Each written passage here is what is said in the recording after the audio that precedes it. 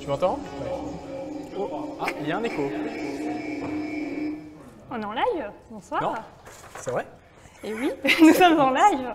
Et bonsoir, bonsoir à tous, bonsoir à ceux qui sont présents à l'Institut d'astrophysique de Paris et bonsoir à ceux qui sont sur Twitch aussi. Alors, est-ce que tout fonctionne bien? Est-ce que vous m'entendez? S'il y a des problèmes, n'hésitez pas à le dire dans le chat. Donc, nous sommes en direct depuis l'Institut d'astrophysique de Paris pour une nuit de l'astronomie avec des conférences, avec du dessin, avec plein de choses. Et j'ai à mes côtés Alexandre qui va co-animer cette soirée avec moi. Bonsoir à tous, bonsoir aux gens dans le chat et aux gens dans la salle. Ouais, donc effectivement, ça va être une super soirée. A priori, pas mal de confs assez intéressantes, des sujets super diversifiés et on l'espère, des dessins super marrants, super intéressants et des questions pertinentes. On compte sur vous. Et oui, parce qu'il y a donc un chat, parce que nous sommes sur Twitch, et vous pouvez poser vos questions aux intervenants qui passeront pendant toute la soirée, et nous, on relayera vos questions, et on les posera pour vous. Donc voilà, n'hésitez pas. Et donc, je vais laisser la parole à Karim, qui va vous parler un petit peu de la soirée. Bonsoir. Bonsoir. Eh bien, c'est un... Me voit? Non, tant pis, c'est pas grave. Me voilà.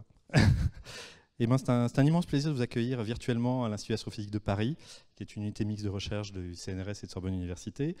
C'est un plaisir d'abord parce qu'après le succès de notre première nuit blanche, qui était l'année dernière, qu'on avait organisée pour les 80 ans du CNRS, nous organisons cette année une nuit qui est dans le cadre d'un projet commun qui s'appelle La Toile dans les étoiles, qui est joint, qui aura une deuxième volée demain soir, qui se déroulera virtuellement aussi à Orsay.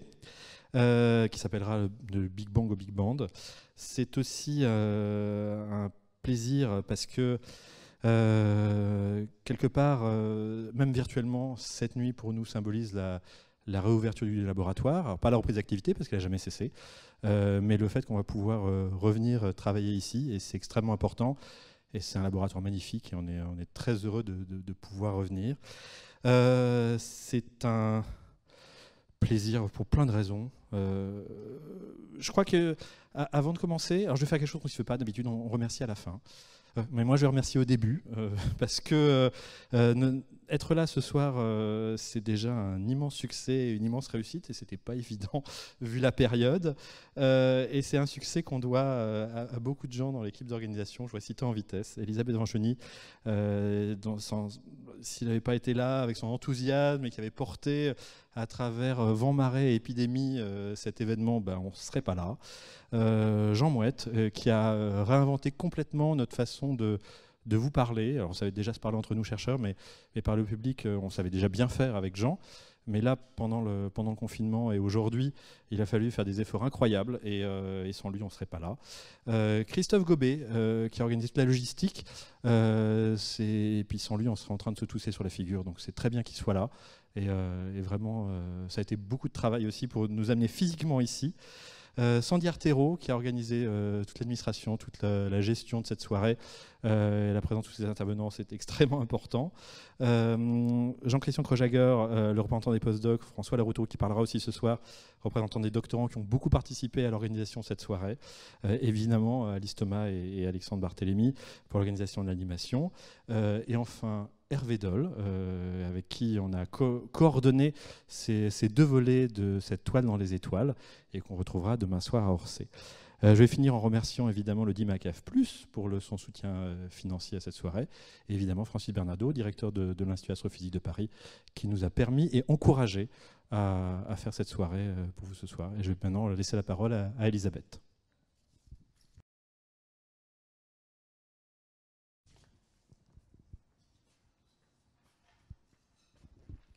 Bonsoir.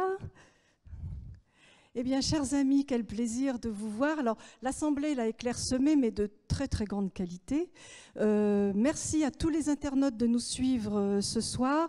Vous avez compris qu'on a dû se réinventer un petit peu pour que cette nuit ou demi-nuit blanche ait lieu. Ça n'a pas été facile, mais je crois qu'on va avoir une très très belle soirée que je vais un petit peu décrire tout de suite. Les personnes qui vont être aux manettes ce soir, bien entendu, Jean Mouette, qui est responsable de la communication à l'Institut d'astrophysique, qui va réaliser en direct cette nuit. Alice Thomas, qui est journaliste scientifique et vidéaste, comme vous l'aurez deviné, animera la nuit via sa chaîne avec Alexandre Barthélémy, qui est doctorant à l'Institut d'astrophysique. Alors, grand merci à Audrey Lereun, qui est attachée de communication au projet Euclide et qui va être à la caméra toute la soirée et qui nous a porté son aide à la dernière minute. Donc c'est un double remerciement pour Audrey. Par ailleurs, Alice a sélectionné 4 dessinateurs qui vont nous accompagner toute la nuit. Donc on va profiter de leurs dessins croqués comme ça au vif. Et j'espère qu'on aura des jolies surprises.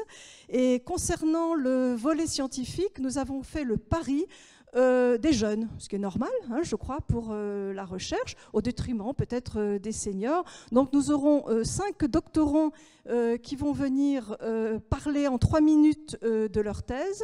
Il y aura 3 directs et 2 vidéos enregistrées, mais le résultat pour vous sera le même, chers internautes. Et 5 jeunes recrutés de l'Institut d'astrophysique de Paris qui vont vous parler des derniers développements, où notre titre, vous l'avez vu, était les nouveaux enjeux de la cosmologie. Et je crois que vous devriez avoir ce soir, sur ces 5 conférences, une vision très pointue et j'espère pédagogique des derniers développements qui peuvent se faire en cosmologie aujourd'hui. Je remercie à ces 10 intervenants d'avoir accepté de participer à cette soirée malgré les grandes difficultés.